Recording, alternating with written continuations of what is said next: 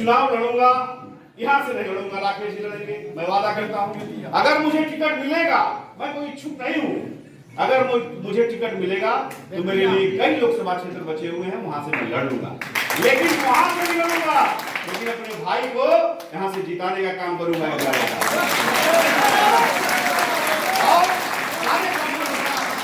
हम लोग सारे जाते लोग, हमारे जितने ब्राह्मण हमारे जितने लड़ रहे हैं वार्ड में, मैं खुले मन से कहना चाहता हूँ, जितने ब्राह्मण वार्ड में लड़ रहे हैं, जो जीतने लायक है, जो समाज का हुआ है, पार्टी कोई हो, कोई पार्टी का चुनाव नहीं है, उसको वार्ड में भी आप लोग जितवाएं। यहाँ मेयर का चुनाव हो रहा है, मैं मेयर के चुनाव में कहूंगा अपने दिल से, अपनी आत्मा की, अंतरात्मा की आवाज सुन करके अच्छे कैंडिडेट का चयन कीजिए, ताकि आपके चंपारण का विकास हो, आपके जिले का विकास हो, जो आपके दुख दर्द का साथी हो। मैं किसी कैंडिडेट का नाम नहीं लूंगा, लेकिन जो आपके दुख दर्द का साथी हो, जो आपका हमसफर हो, उसका साथ दीजिएगा। कोई ऐसा व्यक्ति ना चुनाव जीत जाए जो जीत करके पूरे जिले को ही खा जाए। यहाँ के जो प्रेजेंट सांसद हैं, उनका उम्र हो गया है, उनकी रिटायरमेंट का समय है। रिटायरमेंट का जब समय होगा तो किसी को पार्टी टिकट देगी। मैं चाहता हूँ, भाजपा के शीर्ष नेतृत्व से मांग करता हूँ कि राकेश पांडे को यहाँ से भारतीय जनता पार्टी का उम्मीदवार बनाया जाए। अच्छा, मोतिहारी की जो और चंपारण में अमन और भाईचारे की एकता और अखंडता को देखा। राजन तिवारी की क्या भूमिका रहेगी अगले चुनाव में, लोकसभा चुनाव? अब लोकसभा चुनाव आएगा तो मेरी भूमिका सामने दिखाई देगी। किंग मेकर की भूमिका। मैं क्या कहा, लोकसभा का चुनाव, मैं कोई नरेंद्र भाई मोदी तो हूँ नहीं, मैं क्या करूँगा वो आने वाला समय बताएगा, अभी उसका खुलासा करने की कोई जरूरत नहीं है।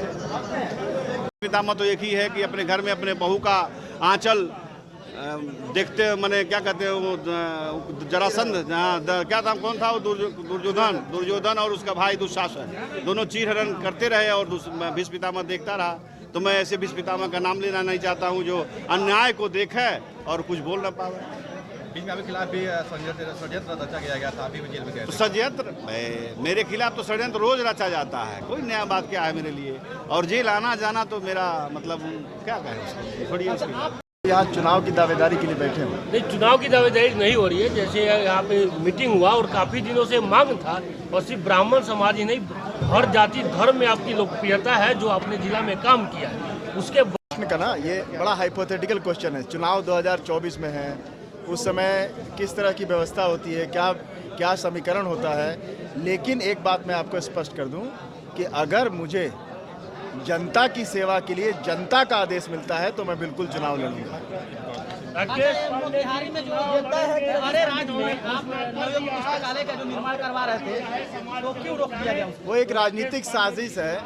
राजनीतिक साजिश ये है कि लोगों को मेरा कद बढ़ता हुआ अच्छा नहीं लगता है, और मैंने अपना कद राजनीति से नहीं बढ़ाया, समाज सेवा से बढ़ाया है। मैंने अपने जनता के लिए, सर्व समाज के लिए काम किया है, चाहे वो किसी जाति धर्म से हो। क्या वैसे लोग आकर के अपने कार्य को रोक देंगे तो क्या रुक जाएगा काम? नहीं, बिल्कुल। मैं आपको सूचित कर दूं कि मैंने हाई कोर्ट में पिटीशन डाला है, और आने वाले समय में जब मुझे प्रशासन से और यहाँ के राजनेताओं से सहयोग नहीं मिलेगा तो मैं हाई कोर्ट में PIL के माध्यम से अपनी लड़ाई लड़ूंगा। और इस बार आपकी अगर कृपा रही ईश्वर की तो हम लोग PIL जीतेंगे, और आने वाले समय में अरेराज का काम दोबारा चालू करेंगे। और मैं ये भी बता दूं कि आज चंपारण में जो भ्रष्टाचारी चीनी मिल के ज़मीन से लेके सारे कार्यक्रम किया है, जिस सारा भ्रष्टाचार का जो कुकृत्य किया है, मैं आने वाले समय में उन सारे भ्रष्टाचारियों को हाई कोर्ट और सुप्रीम कोर्ट में PIL के माध्यम से उनके खिलाफ बहुत लंबी लड़ाई लड़ूंगा। मीटिंग किया गया, क्या बताया? हाँ, ब्राह्मण समाज की एकता और अखंडता के लिए आज मीटिंग रखा गया। निकट भविष्य में जिले से लेकर के पूरे प्रदेश में ब्राह्मणों को एकजुट करके एक साथ करने के लिए आज आह्वान किया गया, अपील किया गया। इसी के लिए आज मीटिंग रखा गया। क्या चुनाव के लिए कुछ रणनीति हो रही है? चुनाव 2024 में है, रणनीति के लिए बहुत समय बाकी है। चुनाव में रणनीति भी होगा, युद्ध भी होगा और विजय भी होगा। मोतिहारी में पहला बार चंपारण में राकेश पांडे जी और आपको हम लोग साथ देखा जा रहा है। नहीं, आप कंफ्यूजन में हैं। राकेश पांडे जी जब विदेश से आए चंपारण में, तब से हम लोग साथ हैं, कभी हम लोग अलग नहीं हुए।